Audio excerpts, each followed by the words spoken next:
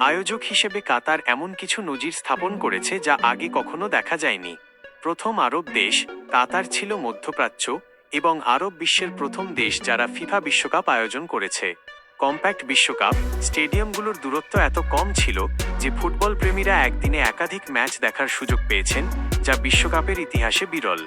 সবচেয়ে ব্যয়বহুল বিশ্বকাপ, আনুমানিক $220 বিলিয়ন খরচ করে কাতার ইতিহাসের সবচেয়ে ব্যয়বহুল বিশ্বকাপ উপহার দিয়েছে। 2. মাঠের পারফরম্যান্স ও যোগ্যতার লড়াই। মাঠের লড়াইয়ে কাতারের অভিজ্ঞতা ছিল কিছুটা অম্লমধুর। ইতিবাচক ইতিহাস, বর্তমান কাতার দল কিন্তু হেলাফেলার নয়। তারা 2019 এবং 2023 সালের টানা দুইবারের এশিয়ান কাপ চ্যাম্পিয়ন। এশিয়া মহাদেশে তারা এখন অন্যতম পরাশক্তি।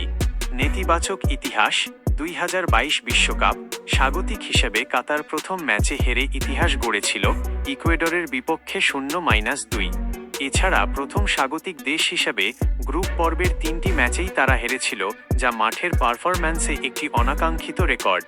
কাতার এখন আর শুধু আয়োজক দেশ নয়, ফুটবলের একটি শক্তিতে পরিণত হতে চায়। তাদের ভবিষ্যৎ পরিকল্পনা বেশ সুদূরপ্রসারী।